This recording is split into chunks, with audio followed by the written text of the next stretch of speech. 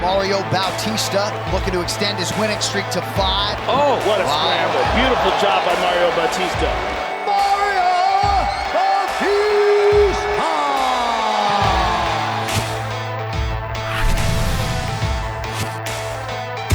Welcome to UFC Unfiltered. Please tell me that's on video. I've never been happier. I'm made for a fucking podcast. We're dangerous. Listen to me, we're at it.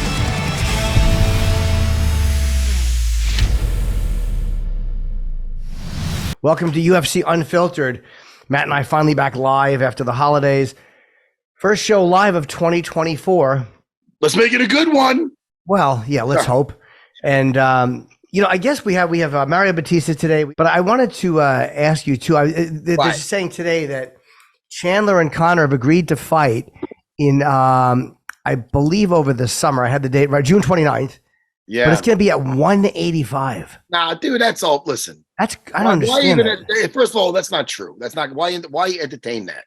They're not going to fight at 185. They're going to look like two little fat guys. You don't think so? Nah, that's not fucking happening. That's silly. Dude, whatever. Until there's some real news with Conor, I'm just like, whatever. You know what I mean? I was happy for Chandler to get the fight, but 185 for Chandler, I can't see. Dude, I think that's just hearsay. Is that okay? It's on our prep sheet, so I don't know. I'm assuming it's got to be real if it's on our prep sheet. No, don't agree. But they said who agreed to that? They agreed to that, or the promotions agreed to it? I mean, let me see. I don't know. I'm just going by the prep sheet, man. You know me. I believe. If McGregor, I think. Listen, McGregor is smart in a sense. He keeps his name in the headlines. So, like, he announced that on X, which is now Twitter. Twitter is now X. So, dude, I think he's just being silly. He's already opening as the favorite. McGregor said it. Okay, maybe they haven't. All right, yeah. I don't. Let's not start with silliness. But you're right. I just thought it was an odd weight to fight at. That's all. Listen, it is an odd weight. It's so odd. It's not even happening. All right. But, he will return because he needs that spotlight. He needs it. He needs it. Something money really can't buy. The longer you're away, though, I mean, the harder it's got to be to come back. The longer he's away, the harder it has to be to come back. 100%. He has no reason. Listen, besides just the fame, which he has a ton of, it's that feeling though. Listen. Sure. At the end of the day, he is a fighter. He's going to want to, he knows there's a unlimited time on that, but he looks like he's really just enjoying his he looks like he's just fucking having a good old time. Yeah, he's just enjoying life. Hey, listen. Life is short, Jimmy, and so are we. I want to talk to you. Sorry.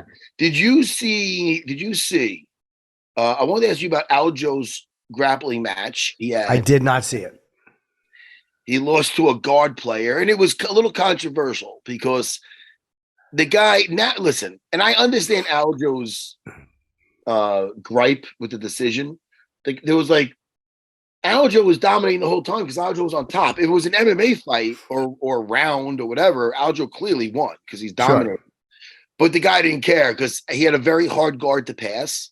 So he's one of those guys that just kept sitting to his butt and butt scooting. And listen, how about this? I own a jiu-jitsu school. I don't watch a ton of jiu-jitsu matches because I think they get lame. And I hate to say that because there's some I do, some I like.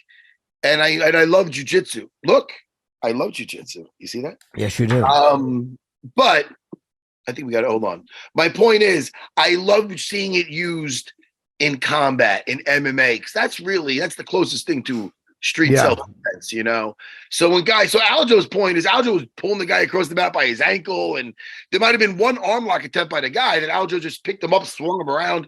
So when they gave the nod to the other gentleman, I don't even know if I don't think the guy's a fighter. I think he's just a jiu-jitsu guy. It was supposed to be Chase Hooper, which I was interested in. Yeah. I'm really interested in that, But anyway, Aljo's like, yo, man, if you're a grown-ass man or you get dragged across pulled across the back of your ankle, you shouldn't be happy with the victory.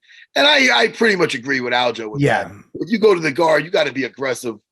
And just, I don't know. It's just, I don't think it's that entertaining when guys are just flopping around. No, not at all. I think we have a guest. Mario Bautista is in the waiting room. Mario. Sorry. Yeah. Get out. Jimmy. And then I want to talk to you also about Sean Strickland getting very emotional on Theo Vaughn's podcast. Did you see that? I did not. What? No, I didn't. I don't watch podcasts. What the fucking times, man? I'm sorry, Mario. All right. Well, after Mario, we'll discuss it. I didn't say, hey, Mario, how you doing? I joined in on something right there. So. No, Mario, what I was talking about, we could talk. You've been on before. Sure. You're comfortable with us. I was telling my buddy Jimmy, and I'm sure you've seen it. Did you see, and I'm not attacking him. I want to talk about it afterwards, but did you see Sean Strickland breaking down on the Theo Vaughn podcast? Yeah, did you see that? Yeah, well, I just heard the audio. I didn't see the video or anything, but I heard the audio of it. Yeah, what was it about? Was it family stuff? I didn't see. Oh, 100%. 100%. It was about his childhood, about what he went through. And he was talking about how he was sleeping, like the teacher was mad at him for sleeping in class. I'm going to do a quick version of it. And the story he was telling Theo was, the teacher would get me, they took my desk away, he said, because they're thinking I'm some kind of like bad kid. And meanwhile, I'm staying up all night because I'm scared. So I'm sleeping on the floor. And then he just started like breaking down. Dude, I'll tell you, I was getting emotional watching it. Literally. Tears in my eyes. You can't, Theo Vaughn with tears in it. You can't, Jimmy. Yeah. You could tell there was real pain there. And it's, you know what I mean? And I give it to him for really putting that out there, Well, that's why people like him. He's a real person. He's not a character. That's why people like Sean Strickland. He's not a character. He's a real guy. And he's not portraying something just to sell tickets. Like, that's who this guy is. So when you see another human side of him, I think that's really great. Like, but he's a very real person. And I think that's why people like him. Well, you should watch that later. Me and Mario watched it. Yeah. Jimmy.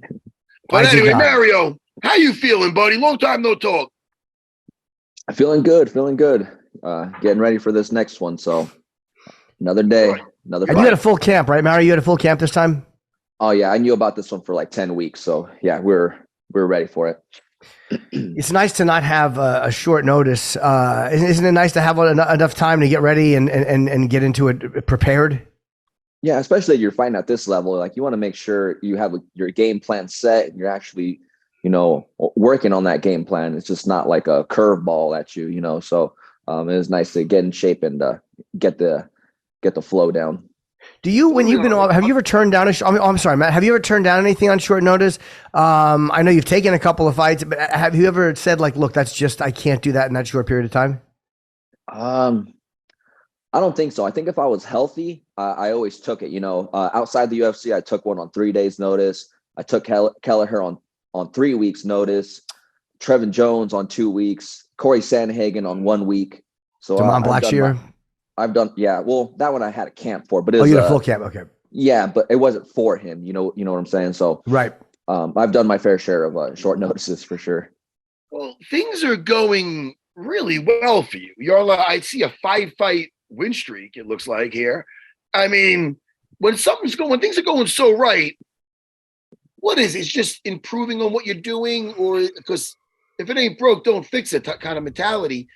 What is it going into a camp each time? Is it catered to that particular opponent, or you're just like, hey man, the last 5 times everything's working great? What is the mentality going in with on this streak? Yeah, I think it's just the way my camps have been set up, and they've always been the same. The structure's the same when I'm sparring, when I'm doing mitts, this and that. But as far as really game planning for a specific opponent, I think that's kind of what's changed for me. When you're fighting outside the top 15, you just kind of do not random things, but you're working more on yourself, And then once you get to more specific opponents, I think that's just kind of been the biggest change for me, just working specifics to beat certain people. So, how much notice did you have between Cody and Blackshear? Like 5 days. So it was yeah.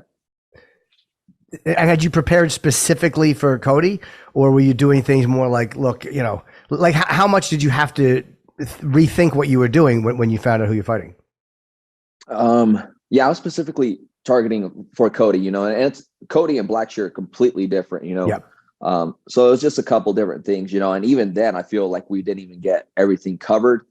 So it was more of like kind of on the fly in the fight, So yeah, taller opponent.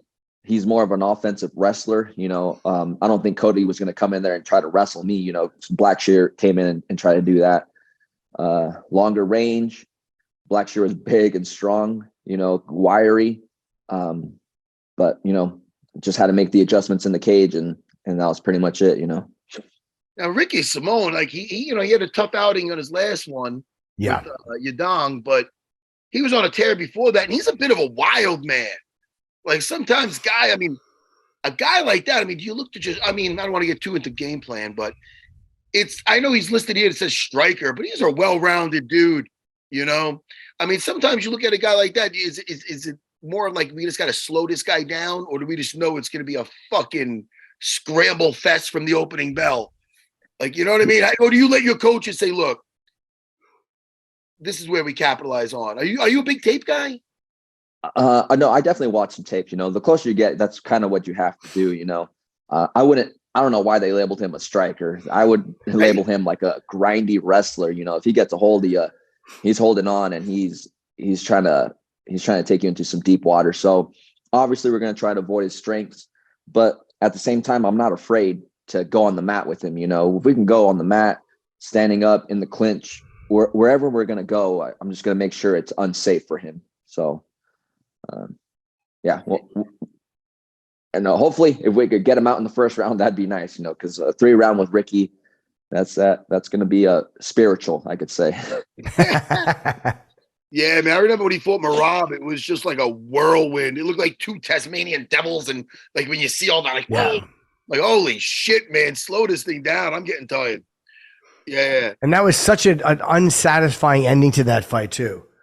Marab and Ricky Simone. That was, but I'm sure for Ricky it was a very satisfying. Yeah, I should just say the way, and not just because I like Marab, but I also, just as a fan, I was like, I didn't really like that. Shit, man. It was a barn burner, though. Yep. Hey, Mario, when we're not fighting, what are we doing? What do we like to do? Are you a married guy? Married, have a kid, little Nice. 5-year-old daughter. Beautiful. And I don't know how that is, so I'm not out partying, doing anything crazy. It's just mainly family. And I know it sounds like, the cliche thing to say is like, oh, I'm always in the gym, this and that. Like, I really enjoy being in the gym, helping out the guys, getting ready for their fights, staying in shape, and really focusing on getting better without like the thought of having a fight in my mind. When I have a fight, I'm just focused on being in shape and working on certain things. And then when I'm out of camp, like I could just be free, and try new things and work on different things and try to apply them and grow. So I really love doing that outside of camp.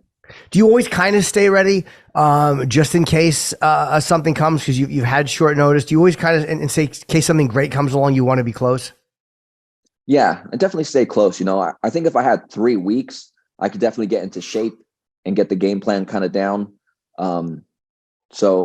But like I said, being in the gym, I'm going to be pretty much in shape, at least 80%, 70, 80%.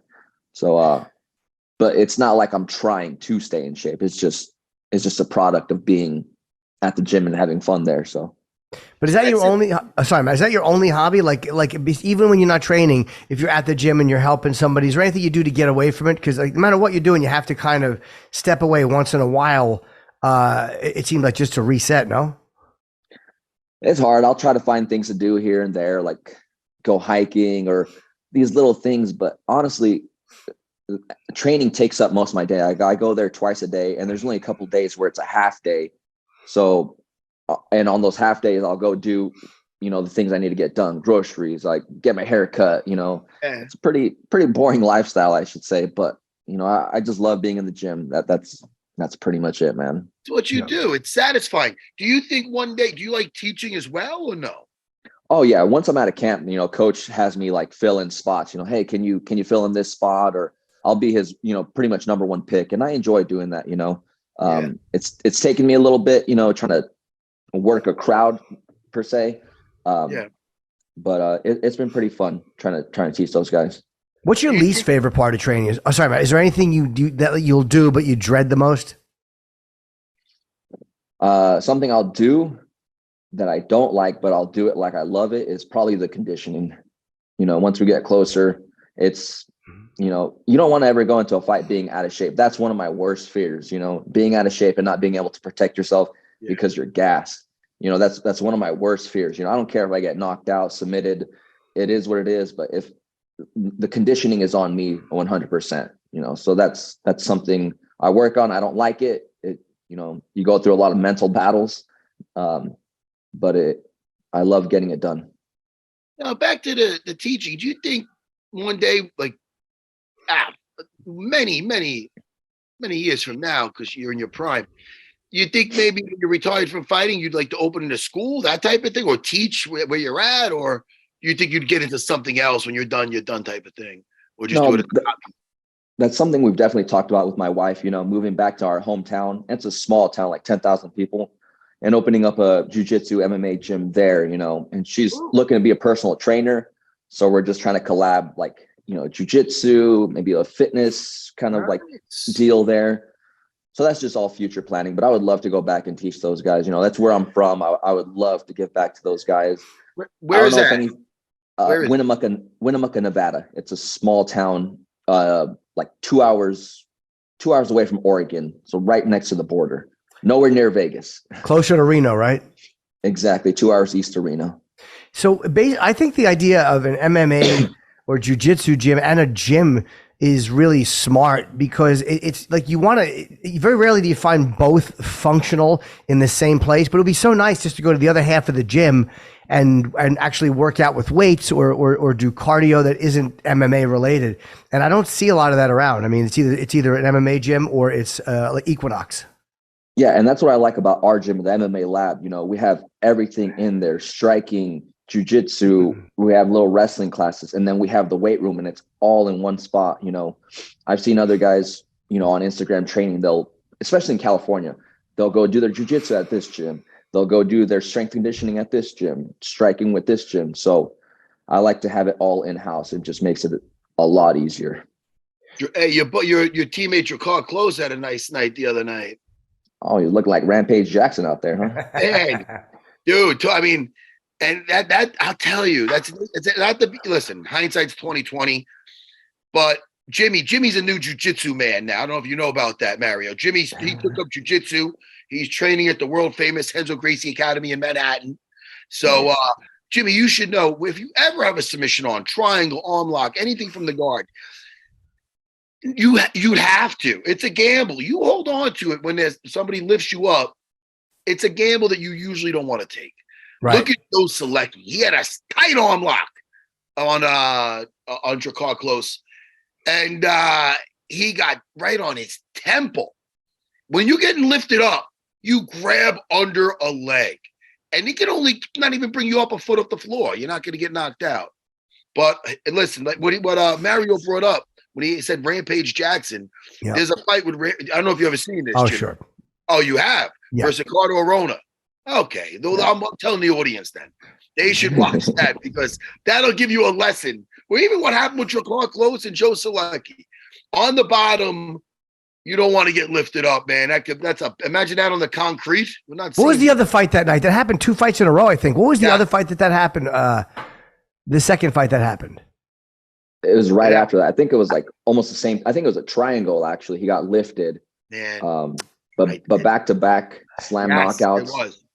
It was. Yeah, it was very bizarre to see that. I don't think it's ever happened like that before. Definitely not back-to-back. And I can't remember what the other fight was. Yeah, that's a laces out moment right there. But I guess. Tough, man. That's why we watch. Hey, do you your gym, Mario, is it all pros in your gym, or do you have people who are just training and learning at your gym too? Yeah, we have I guess I would say like the general population kind of jiu-jitsu classes, and there's striking classes. Then we have our pro fight team, but there's amateurs on the team as well. Building up to be professionals. So we kind of separate it like that. When someone's holding on, the way Selecki did, is it because they're hoping to get the submission before they're lifted high enough? They're hoping that or is it just an instinct that you're hanging on? What are you thinking when you're holding on and you're being lifted and you know he's going to slam you? Honestly, I don't know. I don't even know why he held on. Is Selecki a black belt? Oh, he's a very he's a very good black belt. Yeah. I don't know. Personally, and from what I've been taught, yeah, it's just a risk you don't want to take. You know, you don't want to be slammed on your head. You know, when coach talks about these things, he talks about them in real life scenarios. You know, what if you did an arm bar on someone in the street and he slammed you on the concrete? You know, you don't want to do that. So we've always been told to hold the leg, or if the arm slips out, you could slip into a leg lock. You know, you're holding onto the leg if they fully stand up, you know. But yeah, that was a risk that he was willing to take, and yeah, he kind of paid for it. And sometimes, Jimmy, you fight the way you train, and the guy gets to their feet and you have the arm lock on. Sometimes they're used to just like, all right, he's going to tap now. They're just used to that. Like now, normally he taps. Well, now he's not tapping because he's used to, he will take a popped arm to try to slam you down, which is for a win. Yeah. Yeah. In class, they're not going to do that. So it could be just a little brain fart with that. Like, oh, usually they're letting go now. Usually they're tapping now and they don't tap. And next thing you know, you're going for a ride, you know? Ooh. Exciting game we play, Jimmy. Yeah, it really is. Well, look, Mario, good luck, man. This is a great fight between you and Ricky, number 13. Again, I'm glad you've had time for a full camp.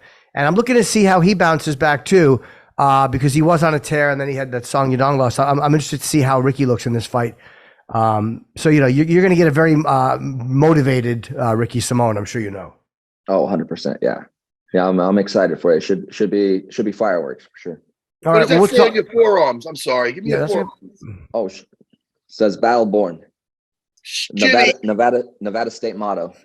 Battleborn, bro. That's how we're ending this thing. Yeah, very nice. Mario. Hey, best of luck, bro.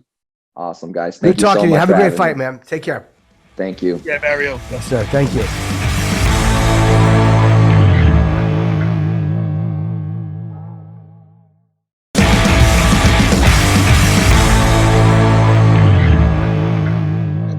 Yeah, Matt, that's going to be a great fight between him and Simone. I'm always interested to see how a guy like that bounces back after a fight, after a loss.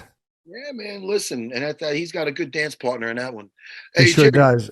Can I make a quick announcement, Matt, before I forget? Every Wednesday, I'm normally at the Fat Black Pussycat.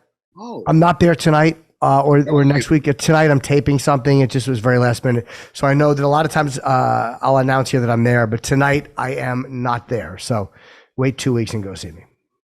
Great, Jimmy. Thank you. How's your new show going with your wife, by the way? It's fun. It's on. Thank you, Matt. It's YouTube, Nikki and Jim NYC. It's not even a show. We're just putting up clips of our life. And tomorrow the clip goes up of us on the Burt cruise. And I'm going to do one on we did the Burt cruise in October. And then I think my colonoscopy is going to be coming up soon. I went and got that done. And that was, I'm used to being sober. I'm not used to being on propofol. So when I come out of propofol, I don't know how to handle being high. It's a very strange feeling. I do. Well, listen. You definitely do. Jimmy, I like to have a good time. Jimmy. So Jimmy, I want you to watch the thing with Sean Strickland because it's very emotional. I will, and I really like him. So I mean, I'm happy. I'm happy to hear that. Like that doesn't like I like seeing a guy like let loose like that and just be okay being that way. Yeah, you know what? It was so. And I think he even mentioned on his social media that Theo said, like, look, we don't have to air it type of thing. I like that Theo Vaughn. I like him too. He's a good dude. I like his stuff. But like he was saying that they don't have to air it type of thing. And can I just say that Theo Vaughn did the right thing? Yeah. Because then when he was breaking down, he was like, look, I could just sit here and I'm sorry, bud. He was getting like a little emotional too. And it was nice. Me, this is what happens. If that was on our podcast and we were in studio, I might be because he's always talking about murdering someone. Yeah. He might have tried to murder me. I might have tried to hug him. And I don't think you should do that. I don't think he might be that guy that you just go up and hug. No. So I might have approached him like let's picture Sean. And listen, I'm not I liked Sean Strickland before it was cool to like Sean Strickland. Sure. I'd say that, that. Well, I also liked him. He was on our show. What? Yes. We both liked him. Yes, we both liked him. Don't make it look like I didn't like him. I love Sean Strickland. I know you liked him. Listen, my point is this. I might have got myself in trouble. I might have tried to hug him. I could see him getting emotional and me being like, it'd be like a scene out of Good Will Hunting, and I'd be Robin Williams and he'd be Matt Damon, and I would go, and Matt Damon in that movie had a tough childhood of getting abused, and Robin Williams goes up, and this is what I'd go, it's not your fault. And he'd go, yeah, I know. And I go, and I get a little closer. I go, it's not your fault. And he go, yeah, I know. Yeah, I know. Yeah. And then I get a little closer. It's Sean, it's not your fault. And then he'd go, don't fuck with me, Matt. Don't you fuck with me. And then it'd be a little bit of a different version. Yeah. Because in that one, he gave him a little push and he said, don't. And then they ended up hugging. And he started getting emotional. But I think Sean would be like, don't you fuck with me, Matt. Not you. And I go, Sean, it's not. And then he'd be like, I'm going to take you in the desert and I'm going to murder you. It'd go that route because he kind of gets insane. Yeah. And it wouldn't go well because I'm a hugger. Jimmy, yeah. I'm a hugger. I'll risk my life to hug him. I'm okay. Like I've had a few really alpha guys on the radio over the years. Yes. I'm very close to breaking down. Oh, wait, and usually it's somebody else. Hold on a second. Hold on. One goddamn second, you son of a bitch. What? No. You know, don't want me. No, it's not. It's not what you think. It's not what you think. It's exactly what I think. Nope. And this is what you do, Jimmy, because it's not funny. You know what you're doing right now? What? You're being a little, listen to me. I know what you're doing. You're being a bit of a wise ass because no. I had friends, but how dare you? I think no, you're wrong. I'm not. I promise you. Son of a bitch. I'm not thinking of you. I'm talking about. Okay, I'm sorry. You're thinking of Sam Roberts. No, the guy I'm thinking of who almost cried on the show. No. We had Sugar Ray Leonard on many years ago on Opie and Anthony, and he was really like he got to that place. Yes. We were talking about something where you could see that he was about to go over. Yes. And look, I let someone do that when they do it because it's a real moment. But I love Anthony, but he got uncomfortable and he's like, oh, like he said something that like kind of broke it a little bit and allowed. I can't see Anthony being emotional like that. I think he's Anthony is not good with emotions at all, which is very funny. But yeah, no, I've seen that before, and I always allow it to happen because it's human. It's Jimmy, we did over 700 episodes. Yeah. So I'm sure in the archives, I came in sniffling before over things. And it happens, you know? I've cried on the radio probably 2 or 3 times in 20 years. Just a death that I wasn't expecting. One time early in the morning, we heard a clip that just hit me wrong. Like, early in the morning, I'm an emotional guy because I'm still half asleep. So I'm very fucking prone to blubbering early in the morning if something happens. So yeah, it happens, man. It's a part of being a person. And I respect a guy like that who shows it a lot more than somebody who pretends that it's weak to show. Like, I love when guys are comfortable being themselves like that. Yeah, man. I just thought it was a very real moment. And I think it's going to be weird. I don't hate to say it. It's just a weird... But I think he's going to get so many more fans because of it. Oh, 100%. Because, look, when you're a guy who says whatever you want, sometimes people are like, hey, does this person have compassion? They just don't know you. And then they see that side of you and they're like, oh, okay. I think people got to relax with all the fucking shit talk, man. It's all, when everything from going for people's wives, talking about people's childhood. So now, I mean, you see people like using the thing with Sean Strickland, like even before this, about his childhood. It's like, guys, are you just unwitty? You going that route? You just, I don't know. And then this piece of shit, like a guy we don't talk about that lost that fight versus Leon Edwards. I just think that there's like guys that just go so low and the sport gets really disgusting like that. I don't like even that. Strickland went after him for that. He said he was a piece of shit for doing that. Yeah. Yeah. Well, he was a piece of shit for doing that. Yeah, I agree. He just is a piece of shit. The guy who fought Leon Edwards. That guy, Leon Edwards is not. Leon's a great guy. Yeah, he is great. But it's got to be weird though, Matt. Like when you're a bad guy, like again, and Conor's the kind of a bad guy, Chael. But if you're going to be that guy, there has to be something about you that people also connect to and like. You know what I mean? There has to be something that people go, okay, this guy is somehow relatable. And usually when you lose, that's when it is. But if you can't lose with grace at all, or people don't like you even when you lose, after a while, just watching you fight because you have a big mouth is not going to be enough. They had a thing with that guy was on Fox News, and the anchor is like, well, I haven't seen the fight, but according to this, you landed more strikes, and he was blaming it on the judges' scorecards because they know that idiot was pro Donald Trump. So he's using that platform on Fox to be like, everybody, I'm sure even Donald Trump would agree that he lost that fight. And Dana White's is Dana White? Is he getting influenced? What is that? Dana doesn't like that you're friends with Trump. Yeah, exactly. Dana was thinking that he looked old in that fight. Some guys get old overnight. Yeah, it's so great that he's never going to see a touchdown a belt. I also don't believe it, Matt. I don't believe it's so weird when you hear somebody who feels like a real person, and then when you hear a person who feels like this is all like they're acting in a play, and I don't even believe it. Like, it doesn't make me angry because I don't believe it. The annoyance I get is as the lack of believability to what they're saying. Like, oh, come on, it's embarrassing. Hey. Yes. Matt's Movie Minute. Good. That's me. I'm sorry, Jimmy. No, why would you be sorry? That's really pleasant to look at. Go ahead. We got. I like that emoji, but yes. Anyway, Jimmy, I seen the other day The Killer. You would like this with Michael. Is it Banger? Fastbender. He was in 10 Years a Slave. He's very good. And he was also in 12 Years a Slave. Magneto. Okay. He played a young Magneto. But not say a fun movie, but an interesting movie. He plays a hitman. And just to give you the quick the quick synopsis. Is that right? Is that right? Is that the right English? Well, how did you say it? I'm sorry. I think you said it right. Quick synopsis? Yeah. No, you're a fucking... No, you said it right. Anyway, I don't think I did. But my point is this. No, I'm not saying it again. I know I'm not. I know I'm special. Stop it. Stop it. You're being a bully. Wow. Jimmy, he plays a hitman.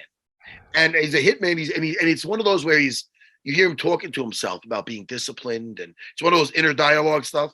Yep. You know what I mean? A lot of that going on throughout the movie. My Jedi Zach fella, I was talking to him and he's like, that kind of took me out of it. I go, dude, no, go back into it. Good. Anyway, so when he's showing how you have to be patient and he's looking to do this hit. When he goes to do the hit, just so I don't want to give too much away. It doesn't go well. Something gets botched. So now it's like a botch. He fucked up the job. And now it happened. Like, so right after that, it's just, all right, now he's got to do. He's got to get to the airport. He's got to, who is that guy? Is that guy following him? All right, you know what? I'm going to cancel the flight. I'm going to do that. It's like everything he does after that. And then because he botched that, there's repercussions because you can't just botch a job. So it was, I thought it was interesting. I liked it. The Killer. Okay. Yeah, I haven't heard of it. Now you have. I like it. And now fight scene, Jimmy. There's a nice fight scene in this movie where, this dude, he was like getting his ass. It was one of those more realistic ones. It's like, oh man, I liked it. Yeah. I liked that movie, But, and also Rebel Moon, I told you about that. You never seen it yet. No. Don't say it like that. No, but I'm saying I haven't really seen anything, Matt. I watched that Julia Roberts movie and I was so annoyed by it. Why? Jimmy. It was the dumb deer all coming looking. Oh, that movie stunk. Are you? But picture you didn't know anything about it. Awful. It was awful. The guy, I forget his name. The actor, the black actor, the lead actor was very good. He won an Oscar, I think, for Moonlight. He's really great. Julia Roberts was great in that. No, I didn't like the. I gotta go. I gotta get away from people. I can't. I hate it. Was too on the nose. The writing annoyed me. Whenever I can smell the writer through the corny monologues and the social commentary, I'm like, shut up. It just annoys me. It's not done well. Jenny, name the last movie that you liked, please. I don't remember the last movie I saw, to be honest. That's not really. Name a movie you like. Don't just say The Golf. One Flew Over the Cuckoo's Nest is a masterpiece. Wow. I love that. Someone showed his age. Oh, of course, I'm old. Nobody was born when that fucking flew out of the theaters. Dog Day Afternoon was a masterpiece. Stop bringing up old ass shit. Our jobs are at stake. I know, but I haven't seen anything recently. I don't watch a lot of movies. Out there, please. Huh? Relate to the kids out there. Okay, Avatar 2, I went in to see. I didn't think I'd like it because I watched the whole thing. I was like, I'm going to watch it just to see the effects, and I stayed for the whole movie. It was a lot better than I thought it would be. I enjoyed that. Got them all back. Yeah. And I enjoyed that Avatar. I was surprised I liked that. I have a question. James Cameron, he's not banging it out. He's not hitting it out of the field anymore lately. No, he's not. He's too busy exploring the ocean. He's fucking, when he came out, Jimmy, that last Terminator movie he had, I got all excited. Sarah Connor's coming back. What a piece of shit that was. But anyway. And now we're getting a word from Jake that Aspinall is looking for an opponent. He does not want to be inactive. He's willing to fight the Blades Gerald Almeida winner March the 9th. I want to see Aspinall fighting anyone. I have a jiu-jitsu question for you before I forget. Oh, go ahead. Okay, have you ever been going for a head and arm choke and your opponent turns away from you, so you try to bring your leg up and do a collar, but he keeps turning, so you pull it into a guillotine, and you fall back in the guillotine and you try to throw the leg over, but then he rolls and he's on his back and you're on top of him. Do you understand what I'm saying? Like you're guillotine choking. Head and arm choke, like when you're on top from mount or cross-side?